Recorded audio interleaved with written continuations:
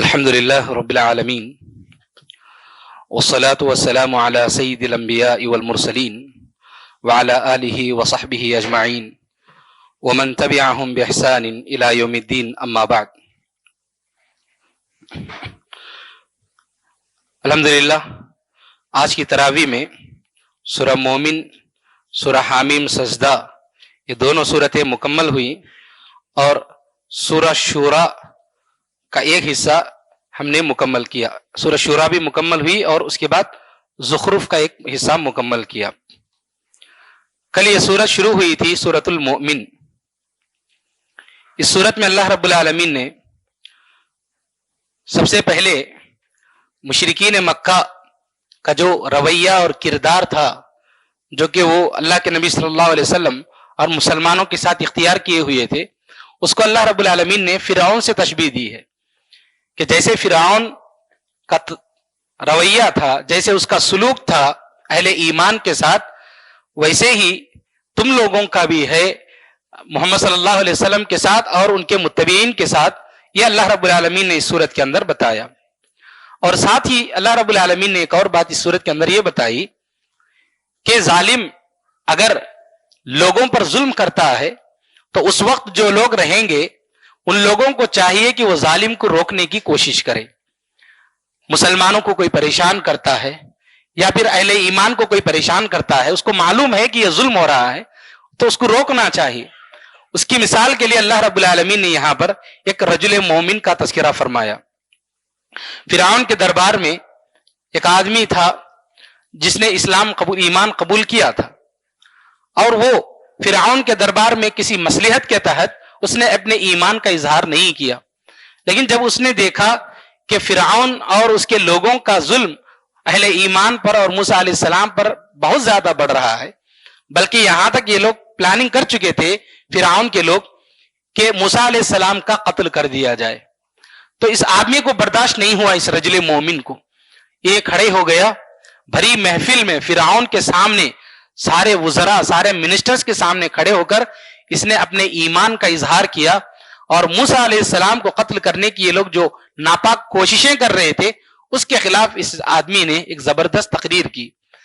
اللہ رب العالمین نے اس آدمی کی اس تقریر کو ہو بہو اللہ رب العالمین نے اس صورت کے اندر نقل کیا کہ اس آدمی نے فرعون اور اس کے سامنے کھڑے ہو کر جس ہمت اور بہادری کا اظہار کیا، اپنے ایمان کا اور موسیٰ علیہ السلام اور آپ کی قوم کے ساتھ محبت کا جو اظہار کیا، اللہ رب العالمین نے اس کا تذکرہ فرمایا. اللہ رب العالمین نے فرمایا اس آدمی کے سلسلے میں، وقال رجل مؤمن من آل فرعون یکتم ایمانہ، کہ ایک رجل مومن، ایک ایمان والا آدمی فرعون کے لوگوں میں سے، انہی کے لوگوں میں سے اپنے ایمان کو چھپائے ہوئے تھا. یکتم ایمانہ اتقتلون رجلا ان یقول ربی اللہ. اس آدمی نے کہا فرعون سے اور فرعون کے لوگوں سے، کیا تم ایک ایسے آدمی کو قتل کرنا چاہتے ہو جو یہ کہتا ہے کہ میرا رب اللہ ہے؟ وقد جاءکم بالبینات من ربکم، ایسا نہیں کہ تمہارے پاس کوئی نشانی نہیں آئی، بلکہ تمہارے رب کی طرف سے ساری نشانیاں تمہارے پاس واضح طور پر آ چکی ہیں. وَإِن يَكُ كَاذِبًا فَعَلَيْهِ كَذِبُ، اگر موسیٰ جھوٹے ہیں تو ان کا جھوٹ ان کے اوپر ہوگا. وَإِن يَكُ صَادِقًا، اگر وہ سچے ہیں، يُصِبْكُمْ بَعْضُ الَّذِي يَعِدُكُمْ، پھر وہ جس بات کا وعدہ کر رہے ہیں کہ عذاب آئے گا وہ تم پر آ کر رہے گا. یہ اس رجل مومن نے بتایا. اور پھر اس کے بعد ان اللہ لا يهدي من هو مسرف كذاب، بے شک اللہ رب العالمین جو لوگ حد سے بڑھ جاتے ہیں، حد سے تجاوز کرتے ہیں اور بہت زیادہ جھوٹ بولتے ہیں، ایسے لوگوں کو ہدایت نہیں دیتا.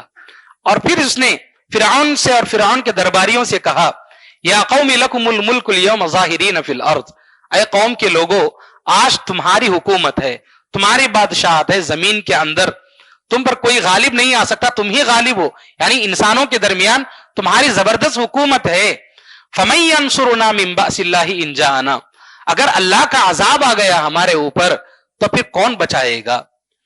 قال فرعون ما أريكم إلا ما أرى وما أهديكم إلا سبيل الرشاد وقال الذي آمن يا قوم إني أخاف عليكم مثل يوم العذاب. اس کے بعد یہی بات رجل مومن نے بتائی کہ میں آپ لوگوں کو ایک سیدھے راستے کی طرف لے کر جانا چاہتا ہوں، اور ایک ایسا دن جس میں کئی اقوام پر اس سے پہلے عذاب آیا تھا، ایسے دن کے سلسلے میں میں ڈرتا ہوں، جیسے قوم نوح پر آیا تھا عذاب، قوم عاد پر آیا تھا، قوم سمود پر آیا تھا، اور ان کے بعد بہت سارے لوگوں پر عذاب آیا تھا۔ وَمَا اللَّهُ يُرِيدُ ظُلْمًا لِلْعِبَادِ، اللہ رب العالمین اپنے بندوں پر ظلم نہیں کرتا ہے۔ تو اس رجل مومن نے اس طرح سے نصیحت کی، اور زبردست اس نے رجل مومن نے فرعون اور اس کے درباریوں کے سامنے اس کا اظہار کیا، اور یہاں تک کہا وَقَالَ الَّذِي آمَنَ يَا قَوْمِ اتَّبِعُونِ أَهْدِكُمْ سَبِيلَ الرَّشَادِ، کہ اے لوگو، میرے قوم کے لوگو، میں تمہیں سیدھا راستہ بتانا چاہتا ہوں۔ یا قوم انما هذه الحیات الدنیا متاع، اے میری قوم کے لوگو، یہ دنیا بس مختصر ایک متاع ہے، ایک مال ہے، مختصر جو ہے کچھ فائدہ اٹھانے کی جگہ ہے، اس کے علاوہ کچھ نہیں ہے۔ وَإِنَّ الْآخِرَةَ هِيَ دَارُ الْقَرَارِ، آخرت وہ ہمیشہ ہمیشہ رہنے کا گھر ہے۔ من عمل سیئۃ فلا یجزا الا مثلها، جو آدمی اگر کوئی گناہ کرتا ہے تو جتنا گناہ کیا اس کا بدلہ اس کو ملے گا۔ ومن عمل صالحا من ذکر او انثى وهو مؤمن، اور جو بھی چاہے مرد ہو یا عورت اگر کوئی نیکی کرتے ہیں اور ایمان کی حالت میں ہیں، فاولئک يدخلون الجنۃ، یہ لوگ جنت میں داخل ہوں گے، یرزقون فیہا بغیر حساب، اور ان لوگوں کو بغیر ہی حساب و کتاب یعنی بے حساب ان کو جو ہے رزق دیا جائے گا۔ وَيَا قَوْمِ مَا لِي أَدْعُوكُمْ إِلَى النَّجَاةِ وَتَدْعُونَنِي إِلَى النَّارِ، اے میرے قوم کے لوگوں، مجھے کیا ہے کہ میں تم لوگوں کو کامیابی کی طرف اور نجات کی طرف بلاتا ہوں، وَتَدْعُونَنِي إِلَى النَّارِ، لیکن تم لوگ مجھے جہنم کی طرف بلا رہے ہو۔ اس طرح کی تقریر کیا اور ان لوگوں کو سمجھایا اس رجل مومن نے۔ اور یہ جو آدمی تھا مومن، رجل مومن، کوئی چھوٹا آدمی نہیں تھا۔ فرعون کے دربار میں اس آدمی کی منسٹرز میں اس کے ایک بڑے منسٹر کی حیثیت تھی، ایک بڑا مقام تھا اس کا۔ فرعون فوراً اس کو قتل کرنے کی اس کا آرڈر نہیں دے سکتا تھا، تو اس لیے فرعون نے کچھ چال کے ساتھ، ایک پلاننگ کے ساتھ اس کو قتل کرنے کی کوشش کی۔ تو اللہ رب العالمین نے بیان فرمایا فَوَقَاهُ اللَّهُ سَيِّئَاتِ مَا مَكَرُوا وَحَاقَ بِآلِ فِرْعَوْنَ سُوءَ الْعَذَابِ، اللہ رب العالمین نے یہ لوگ جو کچھ بھی مکر و فریب کر رہے تھے اس آدمی کو قتل کرنے کی، رجل مومن کی، اللہ رب العالمین نے اس آدمی کو بچا لیا، محفوظ کیا، اور فرعون کے لوگوں کو اللہ رب العالمین نے سخت عذاب سے دوچار کیا۔ یہ اللہ رب العالمین نے اس رجل مومن کے تعلق سے بتایا۔ تو دو باتیں بتانے کے لیے یہاں پر اس واقعے کا نقل کیا گیا۔ ایک بات یہ ہے کہ جب بھی کسی پر ظلم ہوتا ہے تو ظلم کے خلاف آواز اٹھانا۔ رجل مومن کا جب حد سے معاملہ آگے بڑھ گیا تو اس رجل مومن کو برداشت نہیں ہوا، اس نے اپنے ایمان کے اظہار کے ساتھ ساتھ ظلم کے خلاف ظالم کے سامنے اپنی زبان کو کھول دیا اور بتایا کہ تم اس طرح کا ظلم اہل ایمان پر نہیں کر سکتے۔ اور دوسری بات یہاں پر یہ بتائی گئی، صحابہ کرام کو اور مسلمانوں کو تسلی دی گئی کہ اگر آپ کوئی پریشانی آتی ہے، مصیبت آتی ہے، اپنے ایمان پر جم کر رہیں گے، تم کو کچھ بھی کوئی نہیں کر سکتا۔ اللہ رب العالمین نے جیسے اس رجل مومن کو، کتنا پاورفل تھا فرعون، اتنا سب کچھ ہونے کے باوجود وہ اس آدمی کو قتل نہیں کر پایا۔ اللہ رب العالمین اسی طرح سے مسلمانوں کی حفاظت کرے گا، چاہے کتنا بڑا ظالم حاکم آئے، کتنا بڑا ظالم بادشاہ آئے، کوئی بھی آئے، اگر ہمارا ایمان مضبوط ہے، اگر ہم اللہ رب العالمین سے ڈرنے میں کامیاب ہیں تو دنیا کی کوئی طاقت ہمارا کچھ نہیں کر سکتی۔ اللہ رب العالمین ان کی حفاظت کرے گا۔ شرط یہ ہے کہ ہمارا ایمان صحیح ہونا چاہیے، اگر ایمان صحیح نہیں تو پھر ایسی صورت میں اللہ رب العالمین کی مدد نہیں آئے گی، اس کا خیال کرنا چاہیے۔ اور اللہ رب العالمین نے اس صورت کے اندر ایک بات یہ بتائی کہ فرشتے جو ہوتے ہیں اہل ایمان کے لیے دعائیں کرتے رہتے ہیں۔ کتنی پیاری بات بتائی اللہ رب العالمین نے یہاں پر بیان فرمایا الذین یحملون العرش ومن حولہ، کہ جو فرشتے اللہ رب العالمین کے عرش کو اٹھائے ہوئے ہیں اور اطراف میں جو بھی ہیں عرش کے، اللہ رب العالمین کے عرش کے اطراف میں فرشتے جو بھی ہیں، یسبحون بحمد ربہم، وہ اپنے رب کی تسبیح بیان کرتے ہیں، اپنے رب کی پاکیزگی بیان کرتے ہیں، وَيَسْتَغْفِرُونَ لِلَّذِينَ، اور جو لوگ ایمان لائے ہیں ان لوگوں کے لیے یہ لوگ جو ہے نا استغفار طلب کرتے ہیں، معافی طلب کرتے ہیں اور کہتے ہیں ربنا وسعت کل شیء رحمتا وعلما، اے ہمارے رب تیری رحمت اور تیرے علم سارے ہر چیز پر پھیلا ہوا ہے۔ فاغفر للذین تابوا، جو بھی بندے توبہ کیے ہیں، توبہ کرتے ہیں، اے اللہ تو ان لوگوں کو معاف کر دے۔ واتبعوا سبیلک وقہم عذاب الجحیم، اور جو بھی تیرے راستے کی اتباع کیے ہیں تو ان کو بھی معاف کر دے۔ وقہم عذاب الجحیم، اور تو انہیں جہنم کے عذاب سے بچا لے۔ یہ کون دعا کرتے ہیں؟ فرشتے دعا کرتے ہیں۔ کہاں کے فرشتے؟ جو فرشتے اللہ کے عرش کو اٹھائے ہوئے ہیں اور اللہ کے عرش کے اطراف میں ہیں، وہ فرشتے دعائیں کرتے رہتے ہیں۔ کن لوگوں کے لیے؟ اہل ایمان کے لیے، ان لوگوں کے لیے جو ایمان لاتے ہیں، توبہ کرتے رہتے ہیں، اللہ رب العالمین سے معافی مانگتے رہتے ہیں، اللہ کے راستے پر چلتے رہتے ہیں۔ اتنی پیاری دعا فرشتے کرتے رہتے ہیں۔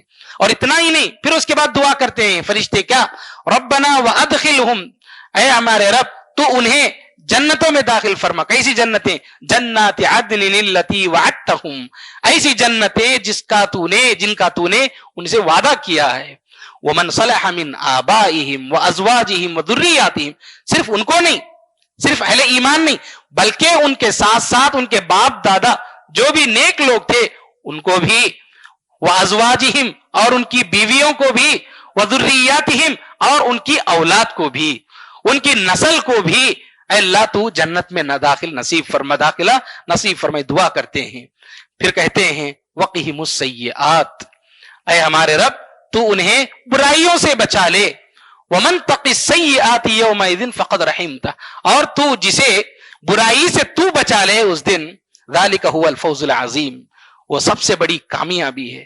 یہ فرشتے دعائیں کرتے ہیں۔ اگر فرشتوں کی دعا ہم پانا چاہتے ہیں تو سب سے پہلی بات یہ ہے کہ اپنا ایمان صحیح رکھیں، اور ساتھ ہی ساتھ اللہ کے راستے پر چلیں، سیدھے راستے پر چلیں، صراط مستقیم پر چلیں۔ اور تیسری بات ہے اللہ رب العالمین سے توبہ اور استغفار کرتے رہیں۔ جو لوگ توبہ اور استغفار کرتے رہتے ہیں، فرشتے ساتوں آسمانوں کے اوپر جو اللہ کے عرش کو اٹھائے ہوئے ہیں وہ دعا کرتے ہیں کہ اللہ تو ان کے توبہ کو قبول کر لے، تو ان کی بخشش عطا فرما دے۔ یہ فرشتے دعائیں کرتے ہیں۔ یہ اللہ رب العالمین نے یہاں پر بات بتائی۔ اور پھر جیسا کہ فرعون کا یہاں پر تذکرہ آیا، فرعون کے تذکرے کے بعد اللہ رب العالمین نے قبر کے عذاب کے سلسلے میں قرآن مجید میں ایک بات بتائی۔ جو لوگ منکرین حدیث ہیں، حدیث کا انکار کرتے ہیں کہ ہم حدیث کو نہیں مانتے، ہم صرف قرآن کو مانتے ہیں، کچھ لوگ ایسا کہتے ہیں کہ حدیث اس کی حفاظت ہوتی ہے یا نہیں ہوتی ہے۔ مختلف قسم کے ان کے اعتراضات ہیں، وقت نہیں ہے ساری تفصیلات کے لیے۔ مختلف اعتراضات کی بنیاد پر حدیث کا انکار کرتے ہیں۔ جو حدیث کا انکار کرتا ہے وہ قرآن کا بھی انکار ہے، اور جو قرآن اور حدیث کا انکار کیا وہ اللہ کا انکار ہے۔ کیوں حدیث کا انکار قرآن کا انکار ہے؟ اللہ رب العالمین نے قرآن مجید میں قرآن کو بھی وحی قرار دیا اور حدیث کو بھی وحی قرار دیا۔ وما ينطق عن الهوى ان هو الا وحی یوحى، کہ اللہ کے نبی صلی اللہ علیہ وسلم زبان سے جو بھی بات نکالتے ہیں وہ اللہ کی جانب سے وحی ہے۔ چنانچہ جو لوگ حدیث کا اعتراض کرتے ہیں وہ لوگ کہتے ہیں کہ قبر کا عذاب کی حدیث کے سلسلے میں جو بھی حدیث ہے ہم نہیں مانتے، ہم کو قرآن سے ثابت کرو۔ کیا قرآن میں ہے کیا قبر کے عذاب کے بارے میں؟ اس طرح کی باتیں کرتے ہیں۔ ہاں، قرآن مجید میں بھی موجود ہے۔ اللہ رب العالمین نے اس کا تذکرہ فرمایا اللہ رب العالمین نے النار یعرضون علیہا غدوا وعشیا، فرعون اس کے لوگوں کے سلسلے میں اللہ نے فرمایا کہ صبح شام ان کے اوپر قبر میں آگ پیش کی جائے گی۔ ویوم تقوم الساعہ، جب قیامت کے دن قائم ہوگا، ادخلوا آل فرعون اشد العذاب، تب اللہ رب العالمین کہے گا کہ فرعون اور فرعون کے لوگوں کو سخت عذاب میں داخل کرو۔ تو یہاں پر دنیا میں یہاں سے مراد قبر میں صبح شام، حدیث میں اللہ کے نبی صلی اللہ علیہ وسلم نے اس کی وضاحت بیان فرمائی ہے کہ صبح شام اور ان لوگوں کو، قبر والوں کو، جو بھی کفار ہوتے ہیں، مشرکین ہوتے ہیں، گنہگار ہوتے ہیں، مختلف قسم کے عذابات سے دوچار کیا جائے گا۔ یہ اس آیت کی وضاحت ہے جو اللہ کے نبی صلی اللہ علیہ وسلم نے حدیث میں بیان فرمائی۔ چنانچہ قبر کے عذاب کے سلسلے میں ہمارے ذہن میں کوئی سوال اور شک نہیں ہونا چاہیے کہ کیا قبر کا عذاب برحق ہے یا نہیں، کوئی شک نہیں اس سلسلے میں، اس پر ہمارا ایمان ہونا چاہیے۔ بلکہ اللہ رب العالمین قرآن مجید میں بار بار یہ جو کہتا ہے کہ آخرت پر ایمان رکھو، آخرت پر ایمان کا ایک حصہ قبر پر ایمان رکھنا ہے۔ کوئی آدمی اگر قبر پر ایمان نہیں رکھتا، یعنی قبر کے عذاب پر، وہ گویا آخرت پر ایمان نہیں رکھتا ہے۔ آخرت پر ایمان کا ایک حصہ ہے قبر کے عذاب پر ایمان رکھنا۔ جو انکار کرے گا گویا وہ مشرکین مکہ جو آخرت کا انکار کرتے تھے، قیامت کے دن کا انکار کرتے تھے، گویا وہ بھی اسی لسٹ میں آ جائے گا۔ چنانچہ قبر کے عذاب کے سلسلے میں کسی طرح کا کوئی شک نہیں ہونا چاہیے۔ اور اس صورت میں اللہ رب العالمین نے یہ بات بھی بتائی کہ ایک مسلمان کو، ایک انسان کو چاہیے کہ وہ اللہ رب العالمین سے دعا کرے۔ دعا کرنا دعا کیا ہے؟ دعا ایک ایسی عبادت ہے انسان اپنے تذلل کا اظہار کرتا ہے، انسان اپنی عاجزی کا اللہ کے سامنے اظہار کرتا ہے کہ اے اللہ میں حقیر ہوں، فقیر ہوں تیرے سامنے، میری کوئی حیثیت نہیں تیرے سامنے، یا ایھا الناس انتم الفقراء الی اللہ، اللہ نے کہا کہ اے انسانوں تم سب اللہ کے فقیر ہو، واللہ هو الغنی الحمید، وہی اللہ رب العالمین بے نیاز ہے، ساری تعریفوں کے لائق ہے۔ اللہ رب العالمین نے بتایا اس تصور کے ساتھ انسان کہ میں اللہ عاجزی کے اظہار کرتا ہوں، تو دعا کرنے کا مطلب یہ ہے، اللہ کے سامنے کوئی چیز مانگنے کا مطلب یہ ہے کہ انسان اپنی عاجزی کا اظہار کرتا ہے۔ اور کوئی آدمی دعا نہیں کرتا ہے تو اس کا مطلب یہ ہے کہ اس کے دل میں تکبر ہے۔ یہ اللہ رب العالمین نے بتایا اس آیت کے اندر، وَقَالَ رَبُّكُمُ ادْعُونِي أَسْتَجِبْ لَكُمْ، تمہارے رب نے کہا کہ تم مجھ سے مانگو، تم مجھ سے دعا کرو، میں تمہاری دعا کو قبول کروں گا۔ ان الذین یستکبرون عن عبادتی، بے شک جو لوگ بھی میری عبادت سے استکبار یعنی تکبر اختیار کرتے ہیں، سیدخلون جہنم داخرین، وہ لوگ بہت جلد جہنم میں داخل ہوں گے۔ تو اس آیت میں اللہ رب العالمین نے بتایا کہ جو تم دعا کرو، اگر تم دعا نہیں کرتے تو اس کا مطلب یہ ہوا کہ تمہارے اندر تکبر ہے، تم اللہ کے سامنے اپنے عاجزی کا اظہار کرنے کے لیے تیار نہیں ہو۔ تو انسان کو کثرت سے دعا کرنے کی ضرورت ہے، اللہ کے سامنے انسان بار بار اپنی دعاؤں اپنے ہاتھوں کو اٹھائے، اللہ سے معافی مانگے، نعمتوں کا شکر ادا کرے، اور جو بھی مانگنا ہے مانگے، قیامت کے دن کے لیے نجات کی دعا مانگے۔ اگر نہیں مانگتا انسان، بہت سارے لوگ ایسے ہوتے ہیں سال سال ہو جاتا ہے کبھی زندگی میں دعا نہیں کرتے، سال سال گزر جاتے ہیں کبھی دعا نہیں کرتے اللہ کے سامنے اپنے ہاتھ اٹھا کر، کبھی تہجد میں اٹھتے نہیں، کبھی کسی خالی وقت میں جب بھی اکیلے ہوتے ہیں تب ہاتھ اٹھاتے نہیں، اللہ سے مانگتے ہی نہیں۔ مانگنا یہ اپنی عاجزی کا اظہار، نہیں مانگتا اس کا مطلب یہ ہے کہ وہ اللہ سے بے نیاز ہے، اس کے دل میں تکبر ہے، غرور ہے، یہ اس کا مطلب ہے۔ اللہ رب العالمین نے بتایا، چنانچہ ہم اللہ رب العالمین کے سامنے اپنی عاجزی کا اظہار کرتے رہنا چاہیے، یہ اللہ رب العالمین نے بتایا۔ اور اللہ کے نبی صلی اللہ علیہ وسلم نے یہ بات بھی بیان فرمائی، من لم یسأل اللہ یغضب علیہ، جو اللہ رب العالمین سے نہیں مانگتا ہے اللہ اس پر اپنا غضب نازل کرتا ہے۔ اللہ رب العالمین ایسے آدمی پر غصہ ہوتا ہے، نہیں مانگنے والے آدمی سے۔ چنانچہ ہمیں چاہیے کہ ہم دعاؤں کا اہتمام کریں۔ اس کے بعد کی جو سورت ہے سورہ حامیم سجدہ، سورہ حامیم سجدہ میں ایک واقعہ پیش آیا تھا۔ واقعہ یہ ہے کہ کفار اور مشرکین نے عتبہ بن ربیعہ، ایک آدمی جو کہ ابو سفیان رضی اللہ عنہ کے سسر ہیں، ان کو بھیجا نبی صلی اللہ علیہ وسلم کے پاس، جاؤ آپ جا کے محمد صلی اللہ علیہ وسلم سے بات کریں۔ تو وہ آئے، پہلی بات اس نے پیش کی کہ اگر آپ کو مال کی ضرورت ہے تو ہم خوب آپ کو مال دیں گے، زبردست مال دیں گے، آپ اپنا کام چھوڑ دو، یہ ایک اللہ کی طرف بلانا چھوڑ دو۔ نہیں آپ کو مال نہیں، آپ کو سرداری چاہیے، آپ کو لیڈر بننا ہے، تو ہم آپ کو مکے کا جو ہے اپنے علاقے کا آپ کو بادشاہ بنا دیتے ہیں، سردار بنا دیتے ہیں۔ اگر یہ دونوں نہیں چاہیے تو اس کا مطلب یہ ہے کہ آپ کو کچھ دماغ کا پرابلم ہے، جنات وغیرہ کا کچھ مسئلہ ہے، بتاؤ اگر ایسا کچھ ہے تو ہم علاج کرواتے ہیں۔ اس طرح کی بات اس نے پیش کی تو اللہ کے نبی صلی اللہ علیہ وسلم خاموشی سے سنتے رہے۔ جب بات ختم ہو گئی تو پوچھا نبی صلی اللہ علیہ وسلم نے کہ آپ کی بات ختم ہو گئی؟ عتبہ بن ربیعہ نے کہا کہ ہاں۔ تو اللہ کے نبی صلی اللہ علیہ وسلم نے بسم اللہ الرحمن الرحیم پڑھا، پڑھ کر کے اس سورت کی تلاوت کی، حامیم سجدہ۔ اور جہاں پر آج ہم نے سجدہ کیا، اللہ کے نبی صلی اللہ علیہ وسلم نے وہاں پر سجدہ کیا اس موقع پر۔ اس تلاوت، سورت کی تلاوت کے بعد اللہ کے نبی صلی اللہ علیہ وسلم نے فرمایا کہ یہی میرا جواب ہے۔ کیا جواب ہے؟ اس سورت کے اندر اللہ رب العالمین نے ان لوگوں کے جو غلط عقائد ہیں اور اس کا جواب کیا ہے، اللہ رب العالمین نے اس سورت کے اندر اس کا تذکرہ فرمایا۔ آخرت سے متعلق، توحید سے متعلق یہ لوگ جو بھی باتیں کرتے ہیں، اس سورت کے اندر اللہ رب العالمین نے ان ساری چیزوں کا تذکرہ فرمایا اور اہل ایمان کی جو ہے تعریف کی۔ یہ ساری باتیں اس سورت میں پیش کی تو اس کو غصہ آیا اور اٹھ کر کے وہاں سے چلے گیا۔ تو یہ اس سورت کے سلسلے میں کچھ بات تھی۔ اور اس سورت میں اللہ رب العالمین نے اہل ایمان کو بعض کفار اور مشرکین بہت ہی کمزور سمجھتے تھے، تو اللہ رب العالمین نے ان کی تعریف بیان کرتے ہوئے ایک بات پیش کی یہاں پر۔ اس آیت کے سلسلے میں اہل علم نے دو باتیں پیش کی۔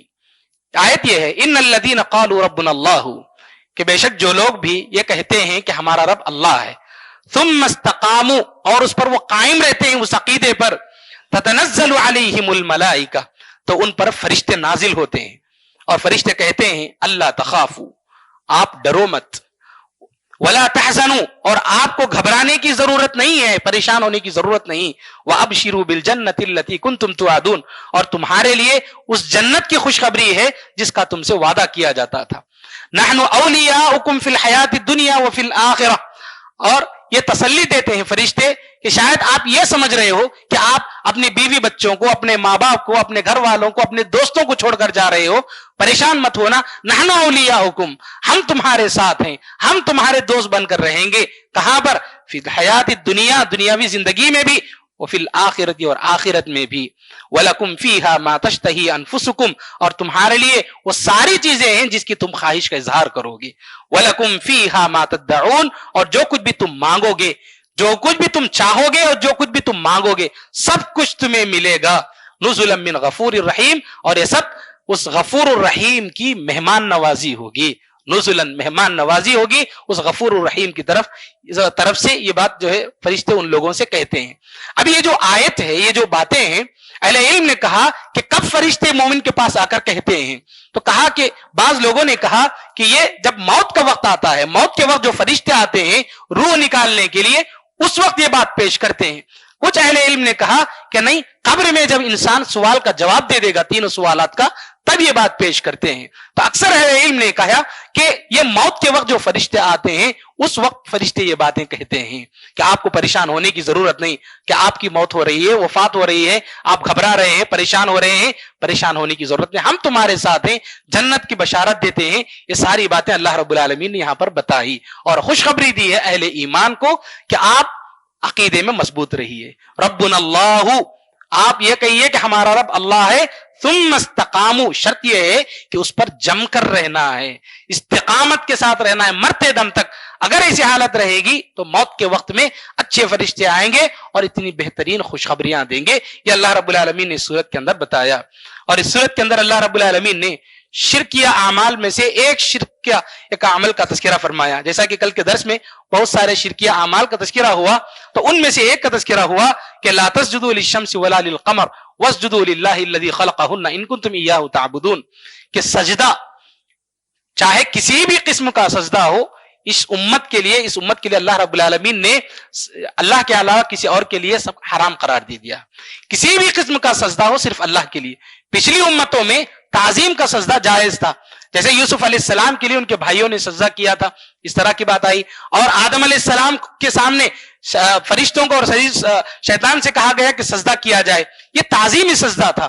پچھلی امتوں میں اس کی اجازت تھی، لیکن اس امت چونکہ یہ آخری امت ہے، اس کے بعد کوئی نبی نہیں آئیں گے یہ سمجھانے کے لیے کہ تعظیمی سجدہ ہے یا حرام عبادت کا سجدہ ہے، یہ سمجھانے کے لیے کوئی نہیں آئیں گے. اس لیے اللہ رب العالمین نے اس کو قیامت تک کے لیے جتنے بھی سجدے ہیں اللہ کے علاوہ کسی کے لیے جائز نہیں ہے، چاہے وہ تعظیم کا سجدہ ہو، احترام کا سجدہ ہو یا عبادت کا سجدہ، صرف اللہ رب العالمین کے لیے ہونا چاہیے. یہ بات جو ہے یہاں پر پیش کی گئی. اور اس کے بعد کی جو سورت ہے سورۃ الشورى، سورۃ الشورى میں اللہ رب العالمین نے اللہ کی صفات کا تذکرہ فرمایا.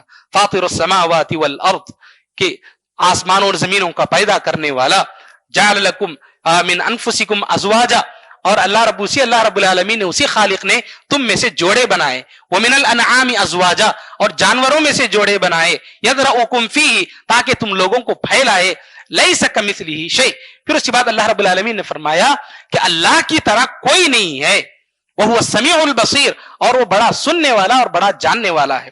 تو یہاں پر اللہ رب العالمین نے اس صورت کے اندر اللہ کے جو نام ہیں، جو صفات ہیں، ان کا تذکرہ فرمایا. اللہ رب العالمین کے نام اور اس کے جو ایٹریبیوٹس ہیں، اللہ رب العالمین نے اس کا تذکرہ کر کے بتایا کہ اللہ کی طرح کوئی نہیں ہے، اس کے نام میں اور اس کی صفات میں اس کی طرح کوئی نہیں ہے.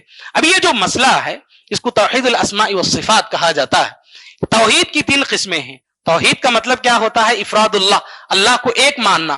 اور اس توحید کی 3 قسمیں ہیں، ایک توحید الربوبیہ، توحید الالوہیہ اور توحید الاسماء والصفات. یعنی یہ کہ توحید الربوبیہ کا مطلب ہوتا ہے اللہ رب العالمین کو رب ماننا. رب ماننے کا مطلب اللہ رب العالمین ہی خالق ہے، انسانوں کا یا ساری کائنات کا پیدا کرنے والا، ساری کائنات کا رزق دینے والا اور ساری کائنات کو چلانے والا، اس کو رب کہا جاتا ہے. تو اللہ کو ہی رب ماننا یہ توحید الربوبیہ ہے. اس پر ایمان رکھنا ضروری ہے۔ توحید الالوہیہ کا مطلب ہوتا ہے عبادت کی جتنی بھی قسمیں شریعت نے بتائی ہیں، اللہ اور اس کے نبی صلی اللہ علیہ وسلم نے بتایا، وہ ساری عبادتیں صرف اللہ کے لیے ہیں، اس کو توحید الالوہیہ کہا جاتا ہے۔ اور توحید الاسماء والصفات کا مطلب ہوتا ہے اللہ رب العالمین کے جتنے بھی نام اور صفات اللہ اور اس کے نبی صلی اللہ علیہ وسلم نے بتائے ہیں، ان سارے ناموں اور صفات کے سلسلے میں یہ عقیدہ رکھنا ہے کہ یہ سب کچھ اللہ رب العالمین کے لیے ہی ہیں، یہ سارے نام اور صفات، اور اس کے علاوہ کسی اور کی شان کے لیے نہیں ہے۔ یہ عقیدہ رکھنا ضروری ہے۔ ان میں سے ایک کے سلسلے میں بھی ہمارا عقیدہ خراب نکلا تو ہمارا ایمان گیا۔ جیسے مشرکین مکہ ان میں سے ایک کو مانتے تھے، توحید الربوبیہ کو مانتے تھے، اللہ رب العالمین کو خالق مانتے تھے، وہ لوگ اللہ رب العالمین کو رازق مانتے تھے، اللہ رب العالمین کے سلسلے میں عقیدہ رکھتے تھے ساری کائنات اللہ ہی چلاتا ہے، لیکن توحید الالوہیہ کو نہیں مانتے تھے، یعنی اللہ کی عبادت نہیں کرتے تھے۔ تو اس کے بعد ہماری امت میں بھی ایسے بہت ساری جماعتیں آئیں، اور ان لوگوں نے توحید الاسماء والصفات، اللہ کے ناموں اور صفات میں بہت زیادہ عقیدے کا بگاڑ پیدا کیا۔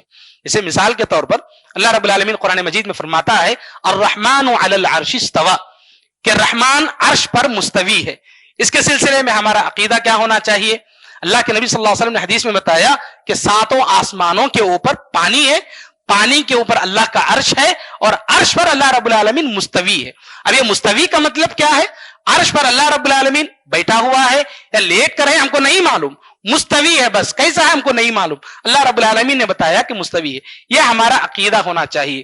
امام مالک نے اس سلسلے میں کہا العرش معلوم، عرش کے سلسلے میں بتایا گیا کہ عرش ہے، ہاں اللہ کا عرش ہے، کیسا ہے ہم کو نہیں معلوم، والکیف مجہول، اور وہ عرش کیسا ہے ہم کو نہیں معلوم، الایمان بہ واجب، عرش پر ایمان رکھنا واجب ہے، والسؤال عنہ بدعہ، اور اس عرش کے بارے میں سوالات کرنا بدعت ہے، کہا امام مالک رحمہ اللہ نے۔ اب اس کے سلسلے میں لوگوں نے عقیدہ کیسے خراب کیا؟ بعض لوگوں نے کہا کہ یہاں پر اللہ عرش پر مستوی ہے، اس سے مراد اللہ کی حکومت ہر جگہ موجود ہے، اس طرح کی تعویل پیش کی، اور اس طرح سے جو ہے اس عقیدے کو خراب کیا۔ تو اللہ نے جو صفات بتائی ہیں جیسے ہے ویسے ہی ماننا، اس میں تعویل نہیں کرنا۔ تین جماعتیں آئیں اس سلسلے میں۔ ایک جماعت ایسی آئی جنہوں نے اللہ کے ناموں اور صفات کا انکار ہی کر دیا کہ ہم نہیں مانتے اللہ کے ناموں اور صفات کو۔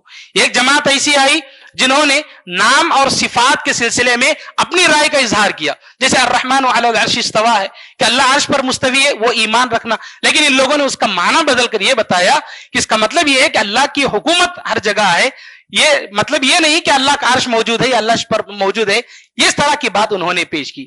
ایک اور جماعت ایسی آئی، انہوں نے کہا کہ انسان جیسے ہے اللہ رب العالمین بھی ویسے ہی ہے صفات کے اعتبار سے۔ جیسے مثال کے طور پر اللہ نے کہا کہ اللہ سنتا ہے، اللہ رب العالمین دیکھتا ہے، تو ان لوگوں نے کہا کہ جیسے انسان دیکھتا ہے، جیسے انسان سنتا ہے، ویسے ہی اللہ رب العالمین دیکھتا اور سنتا ہے۔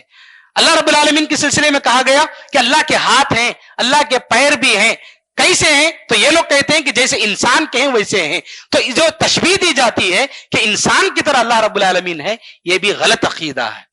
تو اسماء و صفات کے سلسلے میں، اللہ کے نام اور صفات کے سلسلے میں، ایٹریبیوٹ کے سلسلے میں عقیدہ یہی ہونا چاہیے کہ جیسے اللہ رب العالمین اور نبی صلی اللہ علیہ وسلم نے بتایا ویسے ہی یقین رکھنا، اس میں کسی طرح کی تعویل کرنا، تبدیلی کرنا، یہ سب غلط عقیدہ ہے اور ایمان خراب ہو جاتا ہے۔ یہ اس کا جو ہے ہمیں خیال رکھنا چاہیے۔ اس صورت میں اللہ رب العالمین نے کچھ اور باتیں بتائیں، انشاءاللہ کل کے درس میں مختصر اس کا تذکرہ ہوگا۔ رب العالمین سے دعا ہے کہ اللہ تعالی ہم سب کو کتاب و سنت کے مطابق زندگی گزارنے کی توفیق نصیب فرما۔ رب العالمین ہماری نیکیوں کو قبول فرما، اللہ ہمارے گناہوں کو معاف فرما۔